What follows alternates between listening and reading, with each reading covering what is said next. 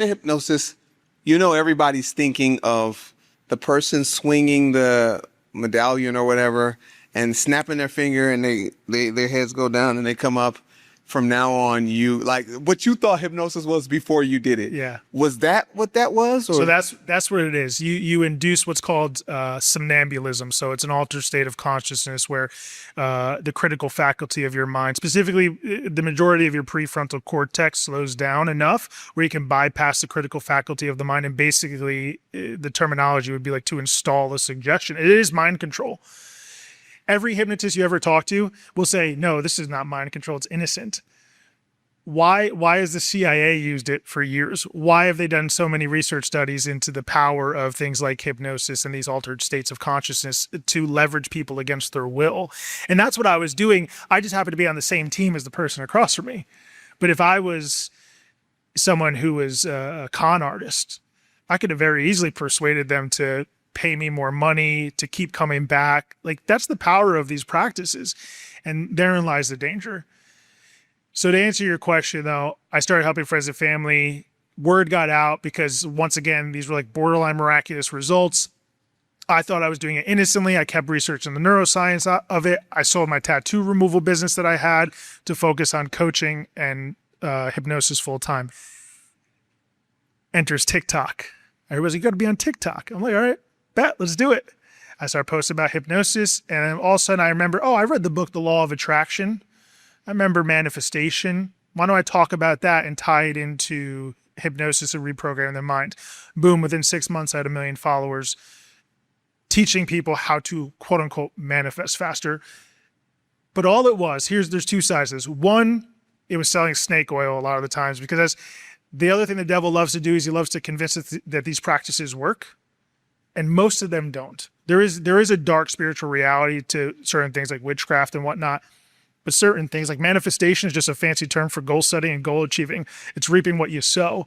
If you think you're going to sit there and hope and wish and pray and think some special thoughts and try to bend a spoon with your mind while you're sitting at home being lazy and you think you're going to get all that money, that's not how it works. But I was saying that, right? I was like, just like, let's hypnotize you and reprogram your mind so that you can manifest faster. Wow. But all the people that I met, didn't matter how much money they made, celebrities, athletes, even the ones that believed in manifestation or read the law of attraction, they never attributed their success to that. Why? Because they realized that's not what it is. It's called working hard. Success looks a lot like just hard work over time, information times action. You know what I mean? Like, wow. But I was wrapping it in this new age bow, combining it with the objectively bad things like altered states of consciousness.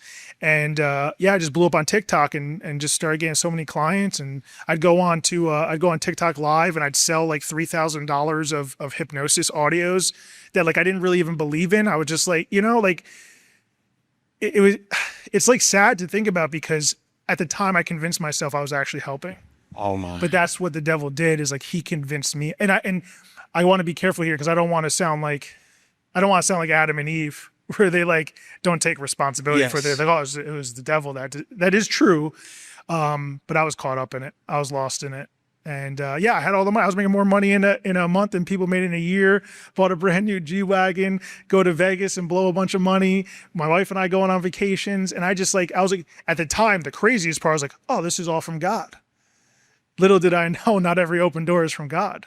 Talk about that, because I think so many people are bamboozled. They're fooled at the results of partnering with this type of stuff. And I think sometimes, I had a guest that talked about, he said, I feel like I had demonic favor. And I'm just like, why wouldn't the enemy make it easier, or make you walking in darkness successful, make it rewarding, so that you can stay in it, so that you could be convinced, one, that it helped you, and two, you could evangelize on his terms. It's all about idolatry. He wants to convince you, one, that everything else is more important than God, if you even believe there's a God. And the worst case scenario is that you believe you're your own God. And so if you can name it and claim it, and you can think it in your mind and hold it in your hand, like, what do you need God for? And so he does one of two things. The devil goes to extremes.